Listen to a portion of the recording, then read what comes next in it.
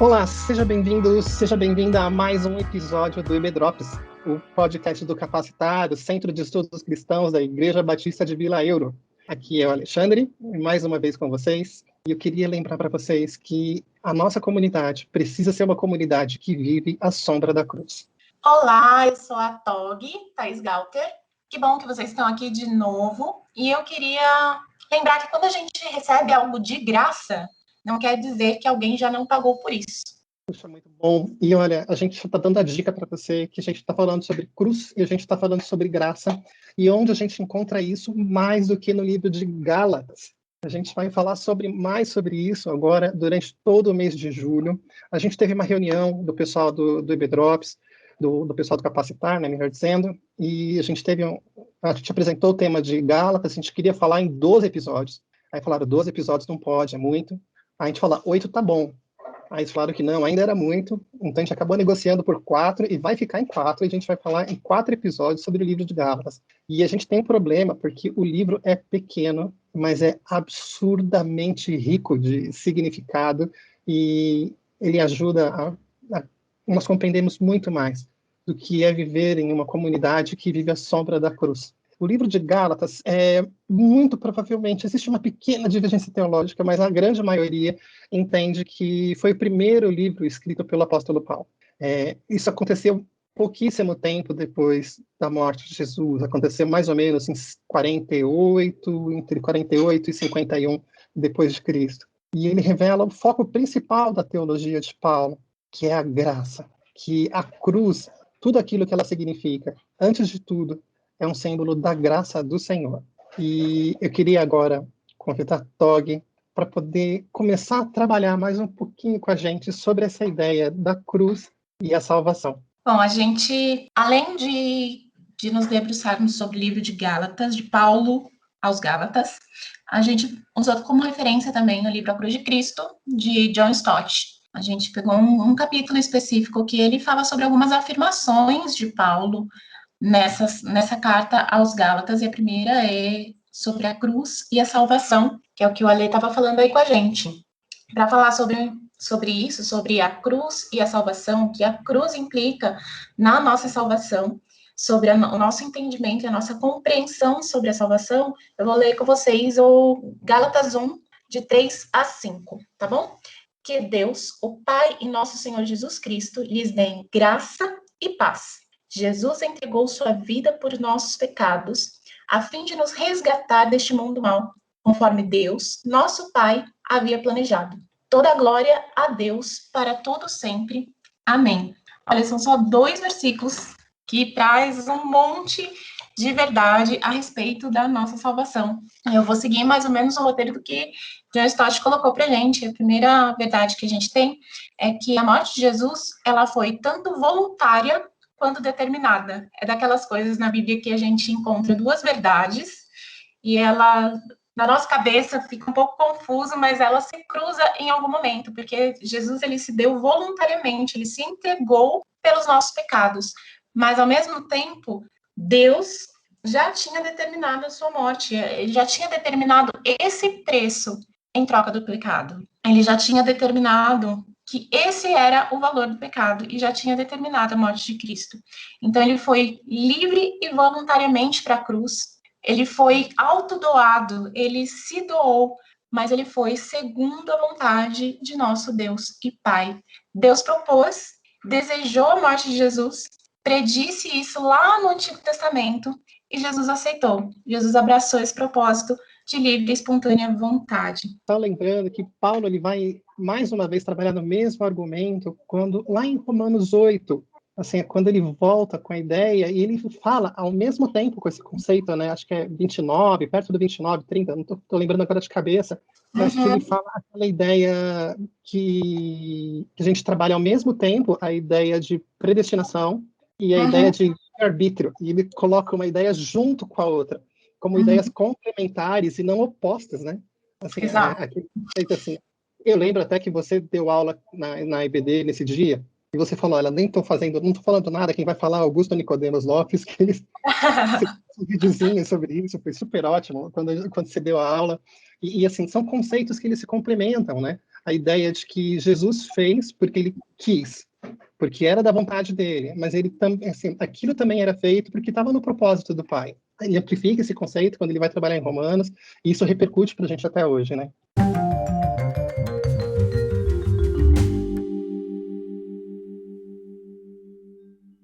A morte de Jesus, em segundo lugar, foi pelos nossos pecados, né? O pecado, ele pressupõe, desde Gênesis 3, o pecado pressupõe morte.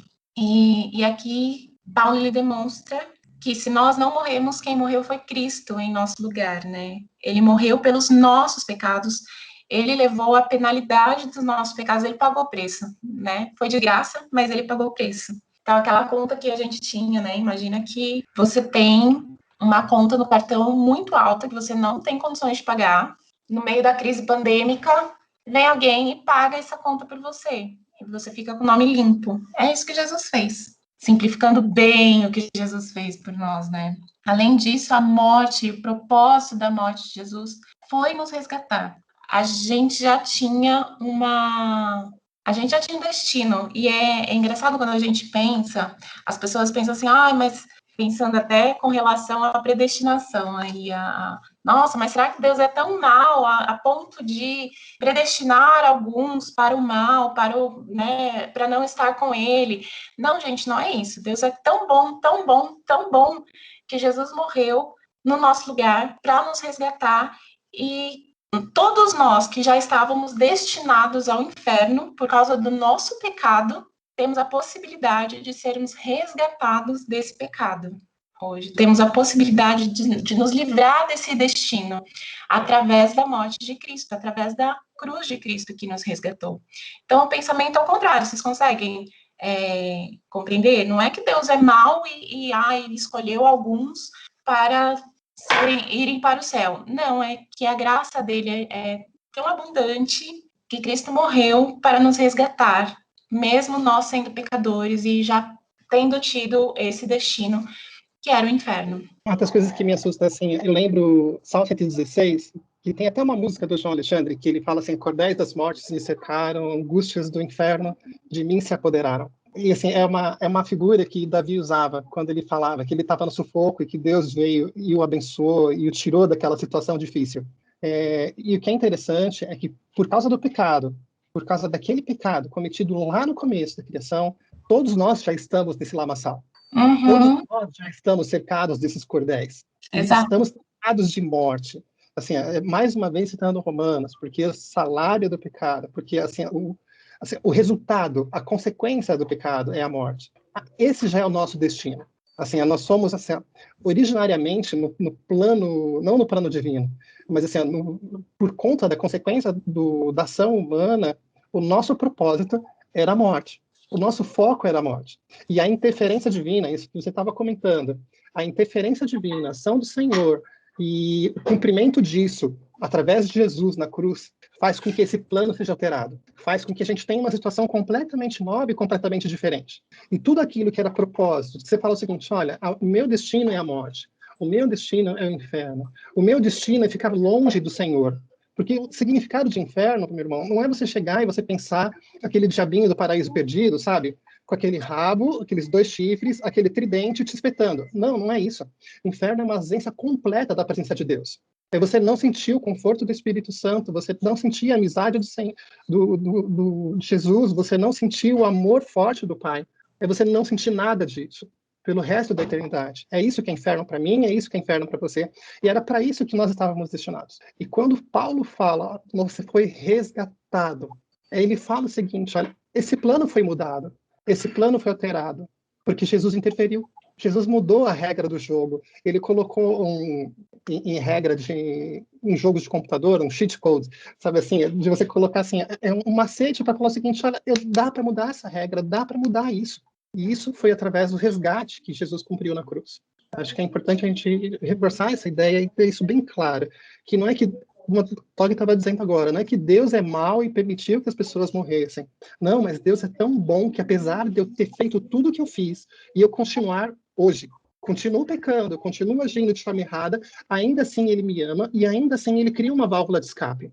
E o nome disso é cruz de Cristo. O nome disso é Jesus na cruz, pendurado no madeiro por mim, pendurado no madeiro por você. A mídia, eu acho que ela faz um desserviço em várias áreas, assim, criando uma imagem errada sobre várias coisas na nossa mente. Uma delas é sobre o inferno, né? A gente tem uma ideia de inferno sobre ser aquele lugar bacana, legal. Céu é aquele lugar chato que tem só anjos cantando e corais, né? Aquele lugar monocromático. Inferno é aquele lugar que tem balada e fogo né? E não, gente, é o que o Ale estava falando. Deus nos resgatou e eu gosto de pensar assim: pense naquele momento que você se sentiu mais desamparado na sua vida, que você se sentiu sozinho, sozinha, solitário, que você se sentiu sem saída, que você não conseguiu nem ouvir a voz de Deus, nem você precisou de ajuda para sentir a presença de Deus, para voltar para Deus. Esse momento da sua vida, esse é o inferno. Isso é inferno, é estar distante da graça, do amor, daqueles momentos mais gostosos que a gente tem na vida. Isso para sempre, isso é inferno. E é disso que Jesus nos resgatou através da cruz.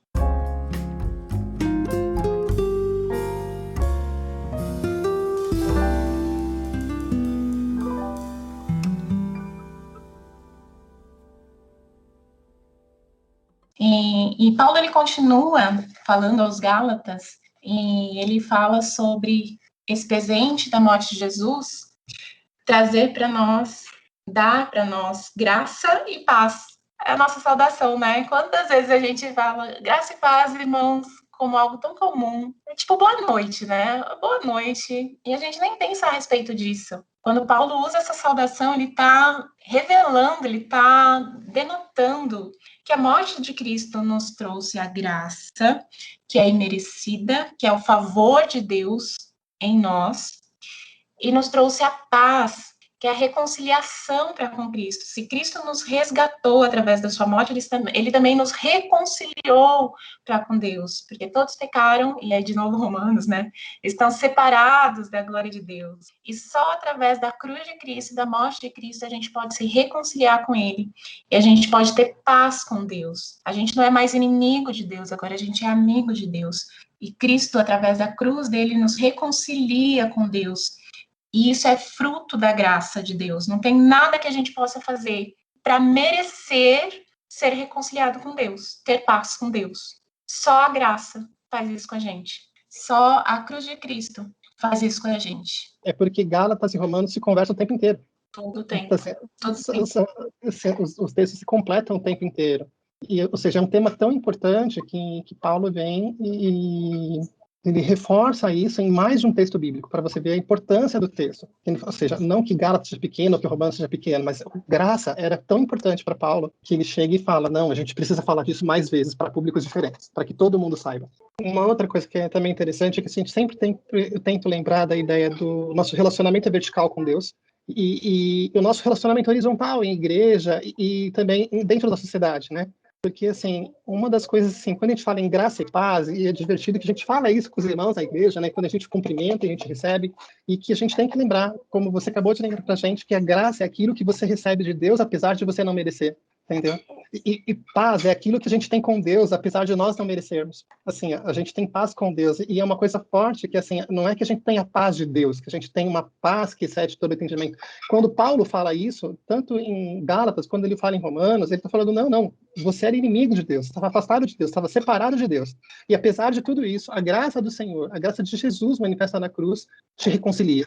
É um projeto de reconciliação que faz com que você tenha paz com Deus. Mas nós também somos chamados, isso não está bem no texto de Stott, mas assim, eu estava parando para pensar um pouco sobre isso essa semana, que é a questão que nós somos chamados a manifestar graça. E nós somos chamados a ter paz com os outros. Da mesma forma como, através do sacrifício de Jesus na cruz, nós temos isso com Deus, nós também somos chamados a fazer isso em relação ao próximo, em relação aos nossos irmãos da fé, em relação à nossa comunidade, em relação às pessoas que nos são próximas e que não são de Cristo ainda. Nós somos chamados a manifestar graça, nós somos chamados a agir de forma independente do merecimento da pessoa que está ao nosso lado.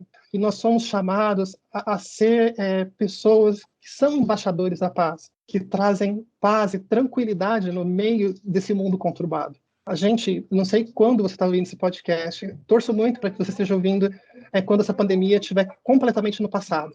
Mas a gente está vivendo em 2021, o período da gravação, e ainda é um período complicado. A gente está tentando se refazer de um período muito difícil, com muitas pessoas morrendo, e é um período muito turbulento. E paz foi uma das coisas que a gente menos viu em todo esse período. As pessoas estavam completamente assim, perdidas e desamparadas. Mas em bolsões, a gente consegue ver manifestações de graça e manifestações de paz. E a gente é chamado como igreja a fazer da mesma forma que Jesus fez na cruz, a ser bênção na vida das outras pessoas também. Paulo termina essa saudação breve dele dizendo que toda a glória é a Deus para todo sempre. Amém. Então, o resultado principal da cruz de Cristo, do sacrifício de Cristo, da graça de Cristo é a glória para sempre. E aí eu lembro de Romanos de novo. Vamos fazer junto? Pois dele, por ele, para ele, são todas as coisas, e a ele seja a glória para sempre. Amém. E se nós fomos resgatados, se nós fomos restaurados, nós fomos salvos, foi para que Deus e o nome dele fosse glorificado eternamente. Amém. A graça e a glória provém de Deus e são para Deus, né? A gente é resgatado e salvo, e hoje a gente tem a liberdade de servir a Cristo. Eu acho que isso é o que mais me marca na carta aos Gálatas, porque é uma carta, a gente estava conversando aqui antes de gravar, é uma carta que fala muito sobre a liberdade que nós temos em Cristo, sobre a graça nos permitir servir com essa liberdade, porque nada mais pode nos aprisionar, regras, legalismo, mas sempre lembrando que se nós temos a graça, é para que Deus seja glorificado. Então não cabe aquele questionamento assim, então tá, então posso fazer qualquer coisa, sou livre. Se você pensa isso, você ainda tem essa ideia na sua mente, acho que você pode refletir sobre a sua salvação e pensar se você reconhece a graça, porque aquele que vive a graça, que reconhece a graça, deseja transbordar da graça para que Deus seja glorificado. É uma das coisas que acontece, assim, a ideia de que a graça de Jesus ela é tão forte, ela é tão poderosa para conosco, que a única resposta que a gente pode dar é gratidão. E é colocar Deus no lugar que ele merece estar, que é no centro de tudo, você no ponto mais alto. Assim, é isso que é importante, como você lembrou lá de Romanos, porque dele, por ele e para ele. Assim, é quando você fala, não tem mais ninguém a quem eu possa glorificar. E Paulo era muito grato por tudo isso. Quando ele falava, olha, eu podia ser tudo, e assim, eu era cidadão romano, era judeu, fui criado entre os fariseus, e tudo isso eu abandonei, porque isso não é nada de significante. Perto de como Cristo é importante. Ele fala, como é que ele fala? Acho que é em 2 Coríntios, ele fala como estrume, a expressão que ele usa até. Assim, a ideia é essa, assim, isso não quer dizer nada, porque assim, o que é importante é a mensagem de Cristo, o que é importante é a graça do Senhor, o que é importante é que Ele mudou a minha vida e por isso eu tenho que ser eternamente grato. Alguns meses atrás a gente estudou o livro Oração, do Tim Keller, e ele fala um pouco sobre isso, quando ele fala sobre temor e tremor, essas expressões, né? Que não é ter medo do Senhor, mas é você estar tão apaixonado por Deus e por tudo aquilo que Ele fez na sua vida, que a sua resposta é: eu preciso ser a melhor versão possível de mim, porque eu não quero decepcioná-lo. Assim, eu não quero decepcioná-lo, eu não quero trair o meu Senhor, porque eu sei tudo o que Ele fez. E de fato, quando a gente lembra que Ele foi na cruz, que Ele morreu, que Ele ressuscitou, e Ele fez isso por mim, por você, por cada um dos que estão ouvindo a gente, assim, a única resposta que a gente pode dar é uma resposta de gratidão, é glorificando o Senhor. E essa glorificação não é com as mãos levantadas no culto, na hora do louvor, não é falando glória a Deus no meio da mensagem, não, glorificando e glorificando na sua vida. É tendo uma vida que faça a diferença e que seja bênção na vida das pessoas que te cercam.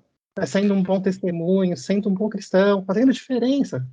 Não sendo legalista, não se preocupando com religiosidade, mas se preocupando em manifestar a graça de Deus na vida dos outros também. O fantástico de Gálatas é isso, né? Porque Gálatas mostra exatamente isso, que tudo isso que a gente faz não é para, né? Não é para alcançar a graça, não é para alcançar a salvação, não é para chegarmos a Deus, não, é porque Porque ele já nos salvou, Exatamente. porque ele já nos resgatou, isso transborda em mim. Então, não existe esse questionamento, sabe? Mas se eu não colocar regra, então as pessoas vão fazer o que quiserem dentro da igreja.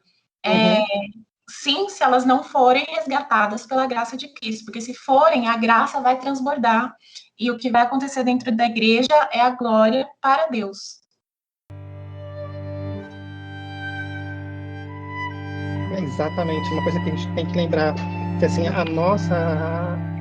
tudo que a gente pode fazer é só uma resposta de tudo aquilo que ele já fez. E é importante que a gente guarde isso.